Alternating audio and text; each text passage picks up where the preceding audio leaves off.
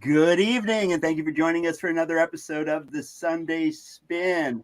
As always, the Sunday Spin's brought to you by our fine sponsors. That's Grooves Records in San Francisco, and of course, What's Left Records in Colorado Springs. As always, I'm joined by my fabulous co-hosts, Greno and Nikki. Good to see them both. I'm wearing the hat in this man's honor. Greno, who we got with us this week? He looks familiar. Oh, man. So happy to have our old pal, Mr. Frank Secich, on the show. Frank's got a new book, Not That Way Anymore. And we've just been enjoying his music, whether it's Blue Ash, whether it's Club Wow, Stiv Bader's band, Deadbeat Poets. Vinny, I can go on and on, my friend. But Frank, welcome back to the show. Glad to be back, guys. How have you been? Been really good. Really good. How have you been? Pretty good. Had a little bit of health problems, and the Cleveland Browns just lost today, so that's not a thing. But oh, I hear you. Yeah, that's that can make for a not a great Sunday sometimes. But yeah, Frank, really glad to have you back. I'm glad to be here. Got a lot of new stuff happening, so it's fun to be around now. Yeah, absolutely. I know Vinny's really excited too to. Oh, I'm always excited. Yeah, absolutely. You know, there are guests, and then there's family, and Frank and Lisa really, with their, graciousness, hospitality, their openness to really helping us out, and all the work Frank has helped us out with the Mulligans as well. He's really become part of the brotherhood here, and we're grateful for his friendship. We really mean that, Frank. Oh, thanks a lot. A little different this time. We lost Tucker a couple months ago. If you remember. Yeah. Oh. Ran through the set and knocked all the cameras over and everything. The last time we did the show. That's right. That's right. Oh man. Wow. Oh well. 18 years old. That was sad. We lost him, but he had a good life. How old? He was almost 14. Oh yeah. Yeah.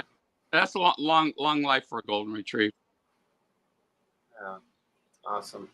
Wow, a relic of the show. I had forgotten that had happened, but yeah, that was great. We love when pets run through. We've seen that a few times, and it's always fun. Yeah, it was funny. Yeah, but Frank, we're really excited to hear all about your new book, and I just want to start from. You had written a book before, Circumstantial Evidence, which so many people have been enjoying. And I know it's still being revisited and new fans and stuff. What inspired a new book for you? That's kind of, I think, what I would like to start. Well, George Matskoff at High Voltage Publishing, which is in Australia that published the first one, he got a hold of me about the beginning of last year. And he says, you know what? He goes, I'd like to have you write 4 more books in 5 years. And I said, whoa, I said, okay, so I could do one. I'll do another one about, this one's about what's happened to me since 2015. And the old book was out about half of that. And then the rest of it's still more old stories. And then Teresa Kariakis, who did a lot of the Stiv Bader solo photos, we're going to do another book with me and her for George. It'll come out probably next year sometime, with photos from all his solo gigs and everything, and anecdotes from me and Teresa as well. She lived with him and Mike Monroe in London too, so it'll be pretty funny. And I had some different Stiv stories for this book, but they got cut out because I think George wanted to use them for that book too, the new one. So that's what's happening. But anyway, this came out on Halloween, and he had them pressed this time in America. So you didn't have to order from Australia and everything, so people could get bulk shipments here and everything. So Amazon picked up on it right away, and Barnes & Noble and Get Hip was our distributor here in Pittsburgh. And it's selling really, really well. Shot up the charts right away on Amazon. It was #1 for a few weeks with the punk new releases books, and in the top 10 the whole last month. And then it even hit the top 100 of rock book magazines, which really shocked me. It's incredible. And not only that, it boosted the sales of the first book up. They're selling neck and neck with that now too. So that's kind of cool. You can get it at Amazon, Get Hip, or Barnes & Noble, and just Get Hip's distributing everywhere around the country too. So it's easy to get in any Amazon overseas too. So that's kind of cool. Super cool. Yeah. Amazing. Wow. Marvelous, marvelous. And Frank, if there's a movie deal down the road that you want to kind of let out of the bag, we'd love to hear about that. But if there was going to be, say, the Frank Secich movie, I'm curious, who would you like to play the part of Frank Secich besides yourself? I, I had this question one other time, and it just came off the top of my head, and I thought it would be Will Smith. Excellent. Oh, that's great. Great question, Vinny. Oh man, I love it. That's fantastic. Better answer, really, if you think about it. Oh, for sure. Who would play Stiv though, guys? Let's think about that. Who would play Stiv? Oh yeah, that would be a good one there. Right? Yeah. Yeah. That takes some pondering. Yeah. Unique individual just like yourself. Oh yeah. I've been having a lot of fun with a lot of good stories in it, and a lot about us touring in Spain and everything with Blue Ash and Deadbeat Poets. So there's a lot of fun stuff in it. A lot of good things happening too with Blue Ash. I don't know if you knew this, but we have a song in that Daisy Jones and the Six. Yes, sir. And it's in the first episode called Jazel Jane. And it's right when Daisy decides she's going to become a rock star and is writing in her diary. And it segues into a band playing in Pittsburgh called the Dunn Brothers. And the thing, it was just kind of ironic because it was supposed to be in 1970. And that's exactly when Blue Eyes was playing in Pittsburgh. So it was whoever put the music to this thing was great. And it was really nice. We made a lot of money out of it already too, which is cool. And that show was up for 9 Emmy in January. So that's cool stuff. A lot of good Blue Ash things happening. Like just got a new colored vinyl Blue Ash for the first time released in Europe. No More, No Less. Yeah. Out get happy exclusively. Such a good record. Such a good record. A lot about that. That's pretty cool that it came out on blue vinyl like that. Yeah. I talked to you guys last. I don't know if it was Billy Joe Armstrong recorded one of mine Stiv's songs too. Mm-hmm. Yeah, you did mention that. Yeah. So is it with Nora Jones on that record that he did? No, this is a new one called No Fun Mondays. He did it during the COVID shutdown, and he did a video and recording every week. Well, that was on it. At the end of the year, they put out an album. So they put that all over the world too. Nice colored vinyl again, blue. So he did Not That Way Anymore, which kind of coincides with the book. So yeah. That's I kind of used the title for that because I used Circumstantial Evidence. It's one of the songs I did with Stiv on Bomp with that, and then Not That Way Anymore for this book. And a lot of stories about Greg Shaw, different things in there. So it's a fun book again, fun read. I'm excited. I got my copy coming in the mail. And that's some kind of delay. I was trying to, get it going before you were on the show, but I'm really excited, Frank. Yeah, I'm gonna grab a couple extra copies for some friends for that's cool gifts. So look out for that. Some of my cohorts here, but yeah, Frank, so excited to delve into it. And your first book was so much fun, and that's great that people are now again. You're seeing a revival with the first book, and it's kind of like developing into something that's really cool and special and a really significant part of music history. I think it's cool. I know Vinny and Nikki love it too. Well, it's kind of cool for me at my age and everything, because I'll go out again after the first of the year. And I've had a lot of health problems this last year, but I'm feeling a little bit better now. And I'd like to go on tour and do bookstore stuff in the daytime. And I tour with a band called the Ghetto Blasters from Chattanooga, Tennessee. I get up and do a few songs with them, and then I do a little acoustic set. And then in the daytime, we usually do, bookstores and radio shows and everything. So it's a lot of fun for me. I like doing that. I like doing the old school stuff, just going to a bookstore, a record store, and just play acoustic guitar, no mics, no lights, no nothing. Just, Blind Lemon Jefferson on a street corner.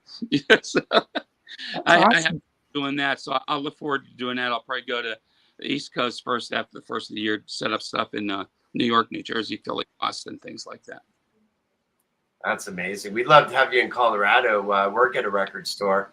And Frank, man, that would just be so cool to have you out in Colorado. I know Denver would love to have you too, and the West Coast, of course, right, guys? My West Coast. Absolutely, come out. Those for a long time, but I'm friends with the writer named Brenda Perlin. There has all the punk books out and everything. She's doing something in Las Vegas in March at the Punk Museum. So she's offered me to go out there with her. So I might do that. Sounds really good for me. And then I could maybe hook up some more West Coast stuff and get out and do things. I'll take Lisa with me. I took her to England with me right before COVID hit and did a tour over there, and my son too. And that was a blast, just doing stuff. So I love doing that. Take the 12 string. It makes a lot of noise. Well, Frank, Glenn and I never have to have our arm twisted to go to Las Vegas for any reason. So it would be the bomb to meet up with you, and I'm sure Nikki would come along for I that. will meet you over there. For adventure. Hey, Frank, I have a friend who works at Punk Rock Museum. Oh, yeah, that's cool. Yeah, Brenda had mentioned that to me and asked me if I wanted to maybe do something with her there, and I thought that'd be ideal. So maybe you should do it, man. They've got all kinds of stuff going on. Live music now. Now they're putting on concerts in the parking lot. I'll bring in an acoustic guitar, tell some stories. I love doing that. Oh, that would be amazing. You haven't been yet, Frank? I have never been to Las Vegas in my life. I've flown 20 times, but I never played there. And the bands I was in, it was never a kind of a venue for us, Yeah. Gotcha. Never. Gotcha. I mean, I played Texas and all around there, California, Washington State, but I've never been to Colorado or Vegas. So I will take you up on that. Yes. All right. Yeah. Well, I'll get you some information before we get off. I'd love to do that. I'll go anywhere. I'm real easy. And like I said, I travel with an acoustic guitar, and that's all I need to do it. Sell some books, sell some records, and tell some stories. I love doing that. They have when you go in Punk Rock Museum, it's pretty neat. They have you guys gone yet? No. No, I haven't. When you go, each they have 2 floors, and each room is dedicated to a different era or artist. Oh, no. And they have different rooms where they'll have like somebody in there doing poetry or playing guitar, or it is beyond cool. It's so much fun. Frank, you'd fit right in. It'd be. Oh, I'd love it. I'd love to have you come out for a day. I bet you.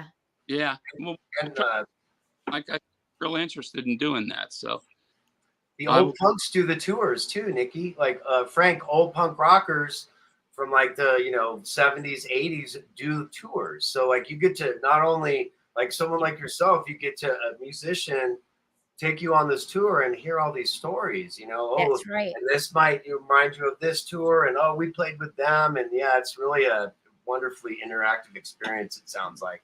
Yeah, like I said, I love it. I've done this all through the South and the East Coast, and like I said, I've been out with Ghetto Blasters and Roomful of Strangers, and I talk a lot about it in my new book and the old one too. But I just have I love the interaction of just doing, playing, for 30, 40 people in a bookstore. It's just great. I just love it. Yeah. I'm sorry. So. Absolutely. Couldn't agree more. Yeah. Wow. So what's the 2024 looking like for you? It sounds like you've got so much going on too with the year and momentum for sure. A lot of things going on. We have a Blue Ash album that we have to finish. We need 2-3 more songs on that, and it sounds fantastic. And I've got a half a dozen labels interested in that.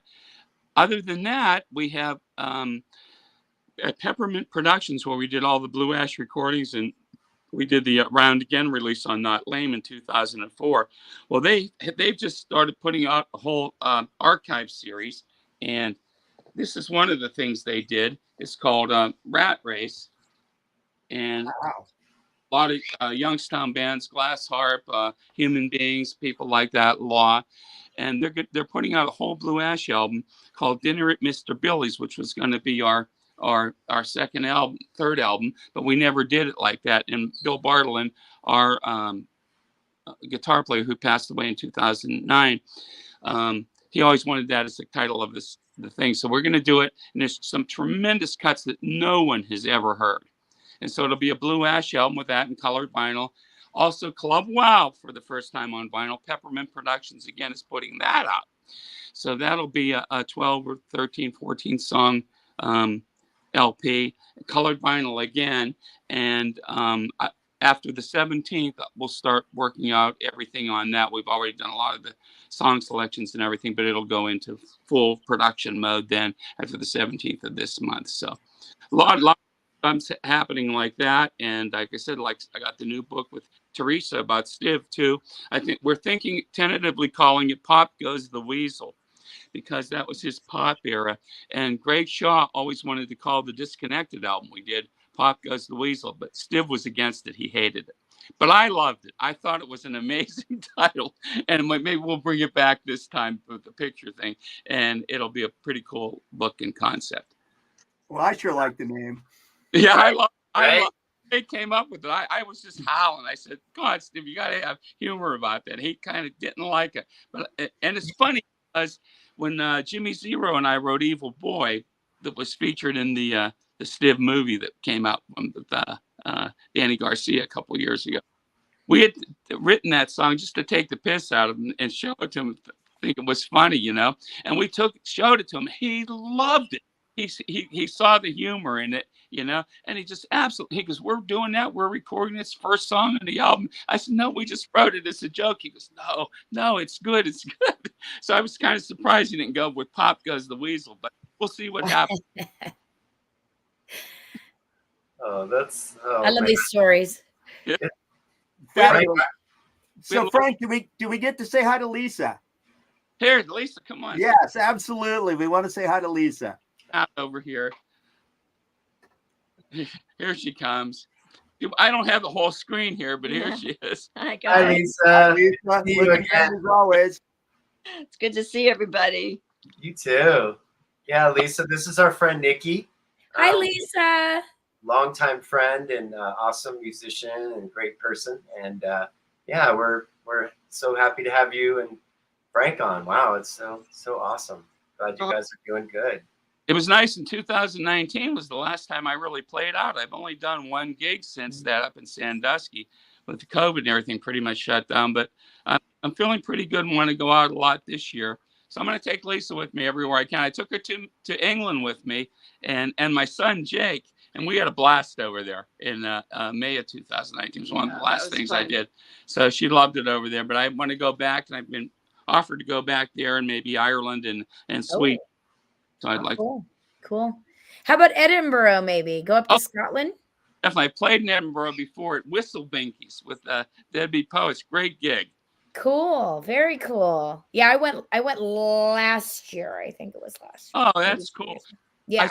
I sold more merch in Edinburgh at that gig than I ever sold in my life.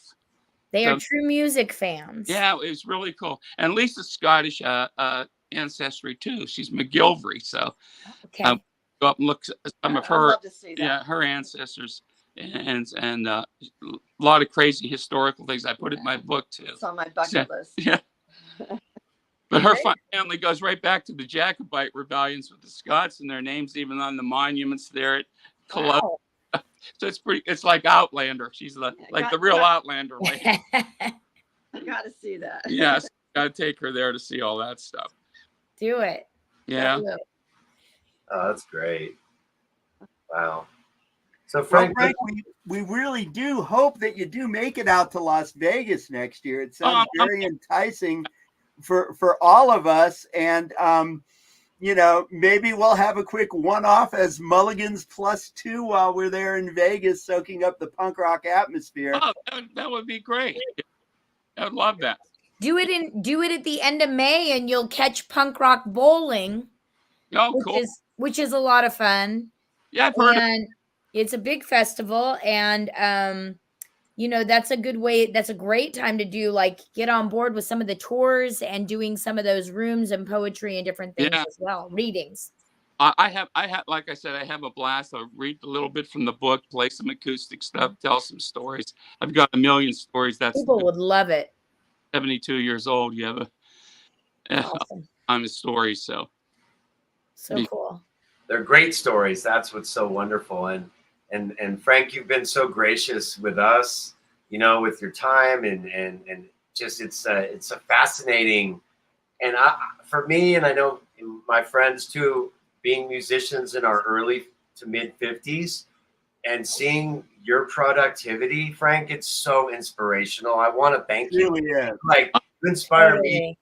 You really do. It's funny, guys, because I have more fun now at this age than I ever did when I was, even 20, 21 years old on a major label. I love that. I just have So cool. interacting with people and traveling and meet some crazy people, and I have a lot of fun with it. A lot of things, I got a lot of stories from my travels, even since 2015 when we were touring a lot with Deadbeat Poets and Blue Ash. We went to Spain, and there's a lot of stories in the new book about that. I met some really interesting people in Texas and the East Coast and the South and everything, and especially in Spain, which was nuts. Have you ever played there, Nikki? In Spain? Yeah. No, Not yet. we're kind of newish. So we're just San Diego and a little bit up north. We're hoping to go down into Mexico here soon. But no, unfortunately, nothing like that. Although I did just get my application for Rebellion Fest in England. So I am going to go ahead and fill it out. Just, you never know. I have a friend named Cindy Dawson. She's in a band called The Sins. Have you guys heard of them? Yeah, they're making a lot of noise on the East Coast and everything. And they're coming out to LA in March. They're playing at that Maui's Sugar Saloon or whatever it is. And in Long Beach, too, it's Supply and Demand and a couple other places. So if you're out and about and you see The Sins in the paper, go see them. They're an exceptional band, one of the best bands in America right now. And they've been around, but they're doing really good and hitting across. They have an album coming out on Gem Records in March too. Did you say they were the Sins? Sins, C-Y-N-Z. Okay, C-Y-N-Z. I got to write it down. C-Y-N-Z. Look them up on YouTube. And Cindy Dawson is the lead singer. They're from New Jersey. I'm going to try and put it in the chat here so we remember. Yeah. Please. Yeah, absolutely. Yeah, I will look that up. Oh, is that their album? This was out 2 years ago. And okay.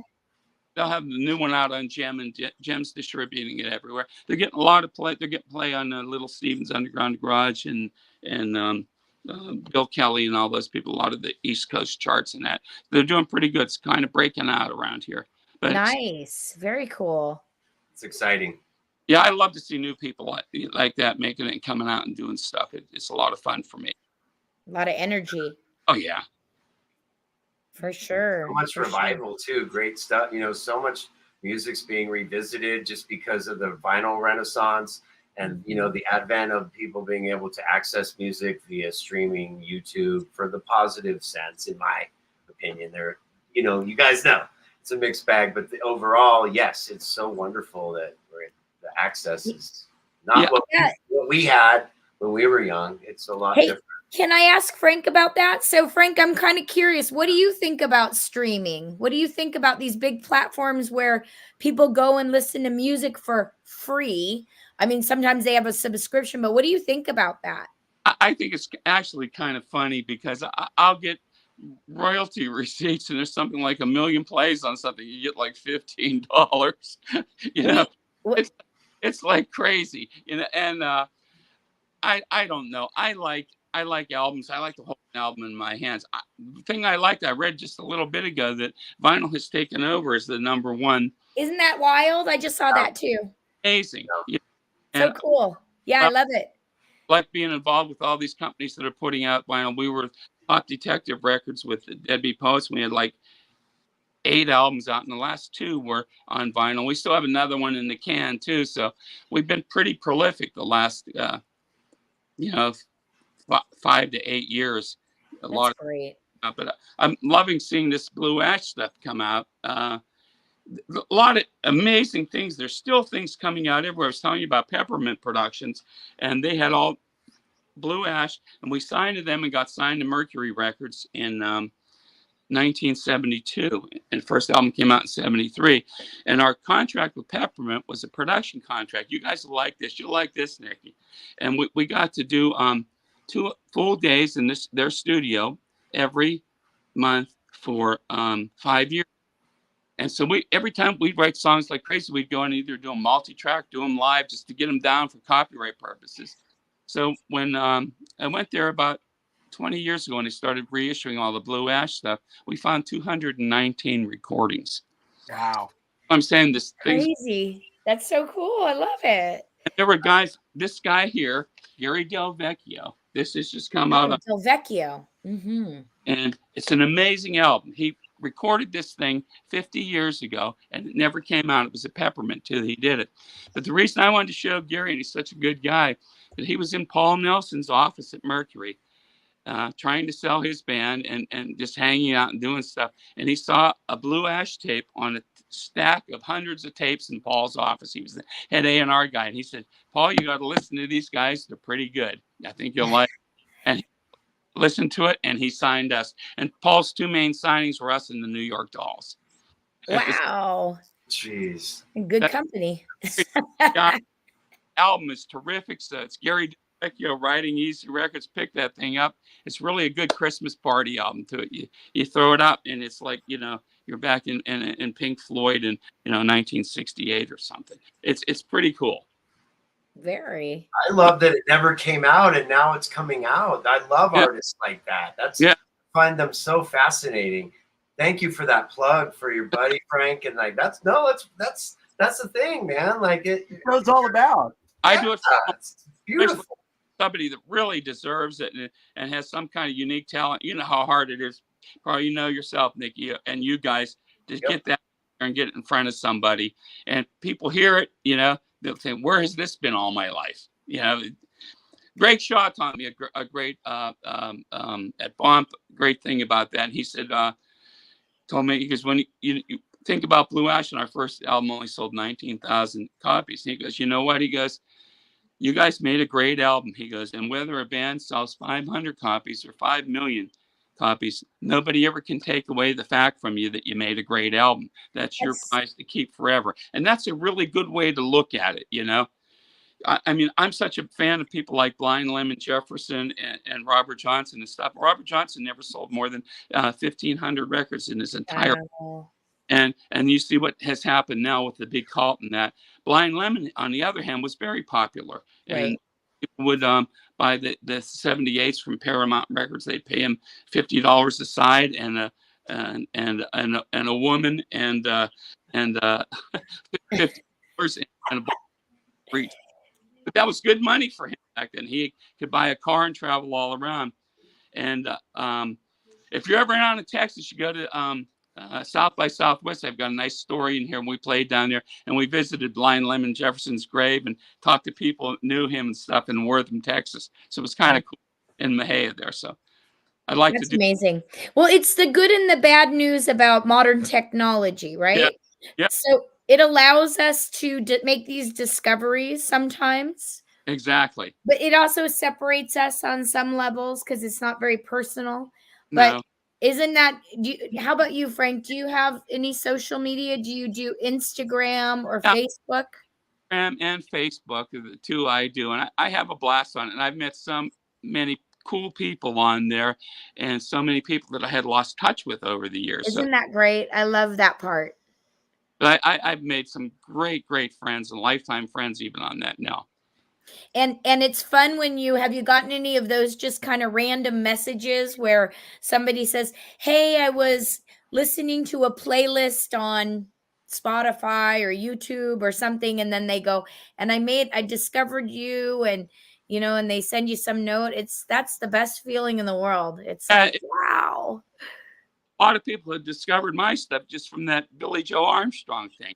I mean, yeah, I bet. What got me here was Billy Joe Armstrong. Wow, that's pretty cool. But it was pretty cool that he did that, you know, and it was like a nice royalty thing. I've made more royalties now from this stuff than I ever did when I was younger. Isn't that wild? That's cool. Good for you. Good for you. Well deserved. So that's pretty cool. And also, it's a testament to your songwriting. I mean, these songs are timeless, man. I want to go into the treasure chest, guys. So give me a second. Hold it down. You guys know. And, the treasure chest. In Boston, his name even. So I was enjoying this fine record. It is. All right. Frank okay, I got to put on my glasses for this one.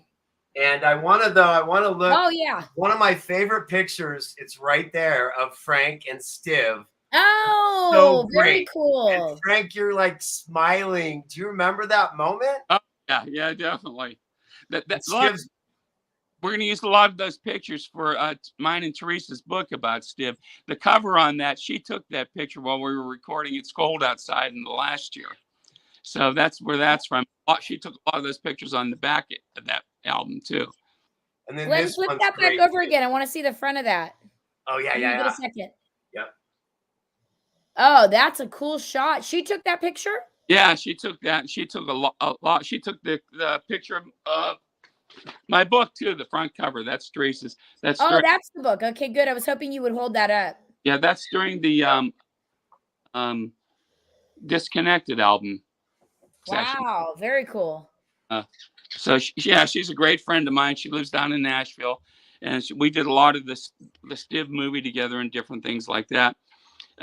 Danny Garcia's movie that he did, the Stiv, No Compromise, No Regrets, and I was in that too. And Jimmy Zier was still one of my best friends ever was in that. He was hilarious in the movie, telling stories.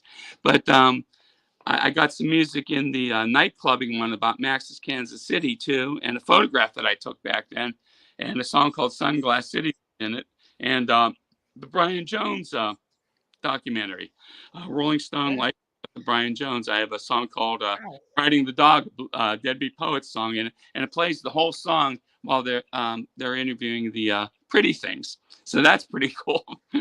Wow, that's super cool. And you guys, Frank plays drums on this record on Yeah. the Oh, you did? LA song, which is cool. Yeah. Talk about So- that, Frank. Was that Well, drumming? Yeah, I do a whole story in the new book. Lisa was actually out there with, we've been married for 46 years and together for 49 years, but she was out there in LA when we did this in 1979, and we were doing Not That Way Anymore in Circumstantial Evidence. We did the third song, I'll Be All Right. And then there was a knock on the door, and it was about, I don't know, 1 o'clock in the morning. We were going to knock it off for the day because we'd been there about 12 hours. And it was Kim Fowley, and he had about 35 people with him, all people famous bands, the Dickies, the Runaways, Joan Jett was there, the new band he had, the Orchids, Sham 69 guys. He goes, come on, we're going to make a record on this spur of the moment. He goes, we'll play some Louie dog shit, he goes, and we'll call LA this on the spur of the moment. And just all these people were in there, and we did it. And I ended up on the drums. I'm not a drummer. Okay, I was wondering. I thought you played guitar. Yeah, no, that's why I brought it up. Yeah. And Steinberg, who was our drummer, I threw him the sticks, and he was on the organ. I jumped on the organ, and we never missed a beat. Then I just started playing the organ. So Perfect. they did that one, and that has a lot of stiff solo things on it. And I did the liner notes on that LA Confidential too, with Greg, and for Disconnected right before he died in 2004. So that's cool. That's a cool story in and of itself. I love that. Everybody was out the door. We're gonna make a record. He goes, go through the list of the people, Frank, real quick, that are on the song, or you wanted to say something else? Go ahead, sir. I'm sorry. No, they were all famous people. I can't even remember. There might have been 1 or 2 members of the Clash there or something. I can't remember. There were so many people. Jimmy Percy was there. Lisa's trying to remember everybody that was there. I know Joan Jett was there for sure because she and Lisa are credited with the harmonies on it. Yeah, they're listed. Eddie Best, it says, on guitar. David Quinton on piano and drums. Joan on vocals. Yeah, Lisa on vocals. Mark Kane on vocals. Tommy Rock on guitar, and others unknown, vocals and assorted instruments. Yeah, what a cool session is that? How fun is that? I love it. Yeah, Jimmy Percy vocals too, it says. And then Frank drums and piano, which is so cool, right? Yeah, guitar player doing drums and piano. That's the best. The funny thing was, it was in Leon Russell's studio, Paradise Studios. And that's cool. He picked up a piece of equipment and didn't say a word and just walked back out, which was classic.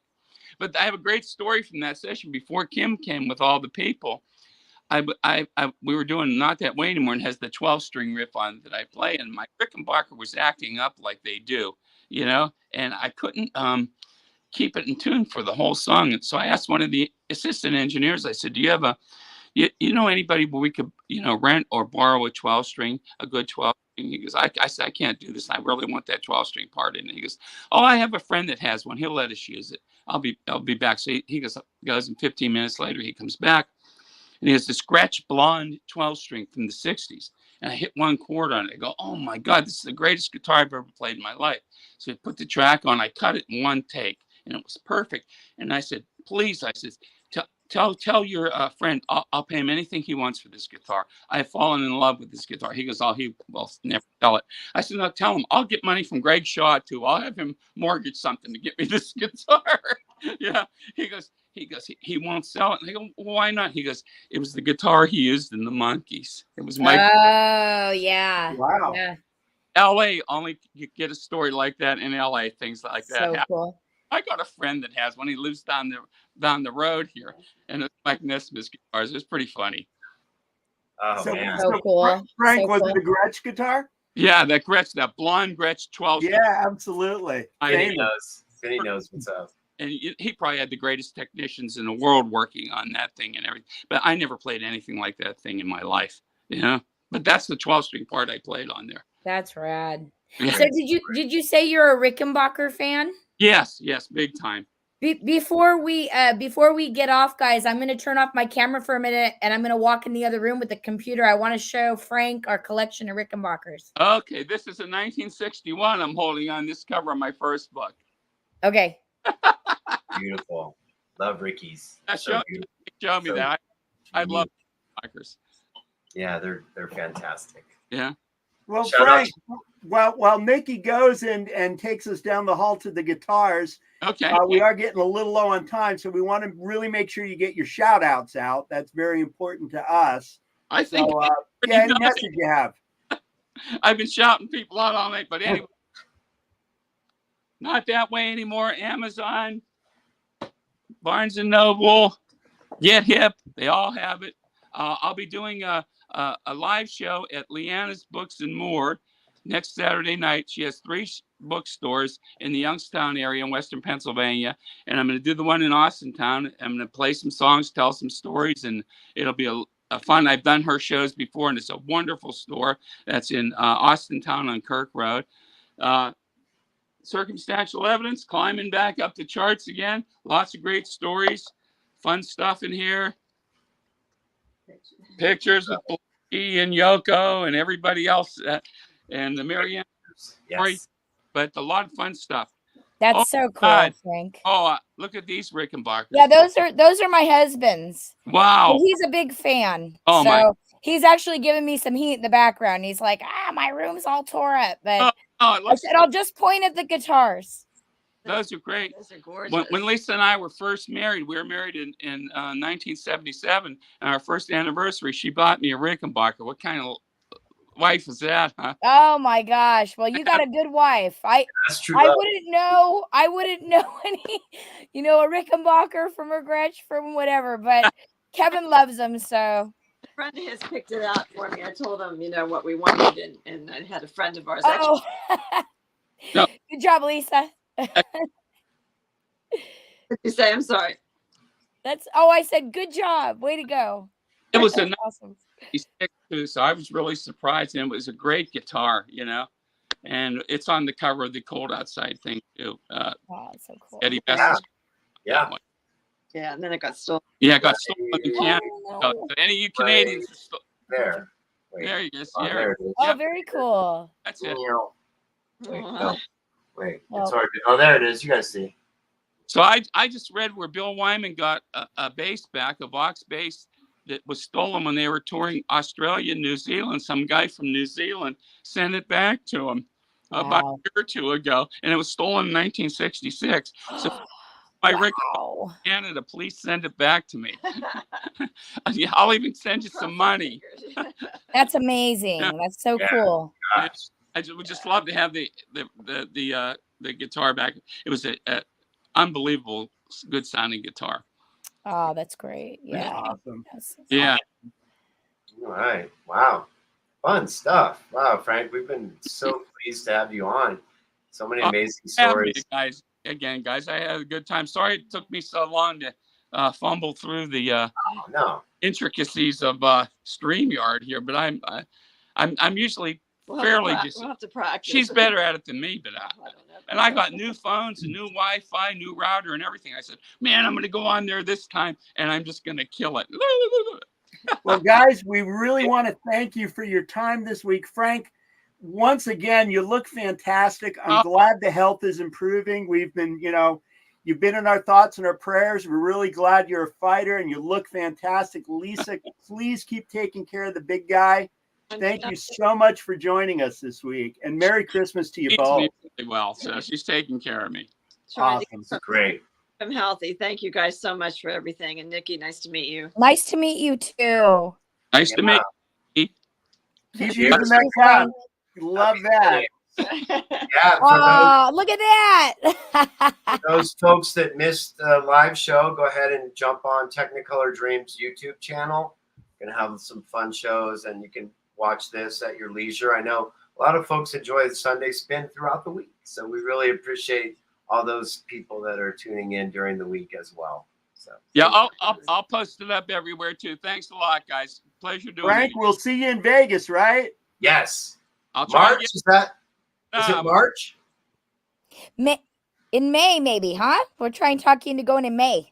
Okay, May or March. I'll go both times. I don't care. Okay, good. Hey Frank, I'll look you up on one of the social medias and friend you. Yeah, friend me on there, and I got Blue Ash and Deadbeat Poet sites with lots of music on it too. Very cool. Lots of interesting tales. So, and thanks for pushing the mulligans for us, Frank. We really appreciate it. That's still in the top 40 on my car. Awesome. Means a lot, Frank. Means a lot. All right. Well, that wraps up another edition of The Spin. I want to thank Nikki. I want to thank Vinny. I want to thank Frank. We'll be back next week, I believe, with Kevin, Nikki's husband. So we're excited. We got Kevin Baby. Okay. Yeah, so we're excited to hang out with him and talk. Maybe he'll play a Rickenbacker for you. Maybe. Rickenbacker. You got to say it like Marty Wilson Piper. Oh, I got one more time. Say it again. From the church. Rickenbacker. Baka.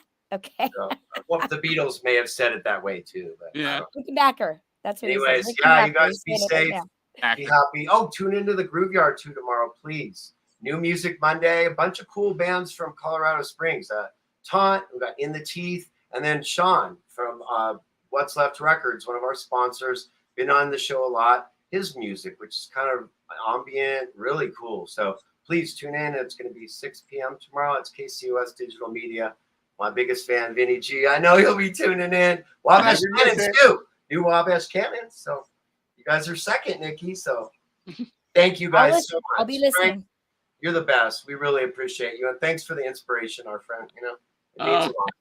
Take care, guys. Take care. Happy holidays, everybody. We'll see you next week. Night, guys. Bye-bye. Bye.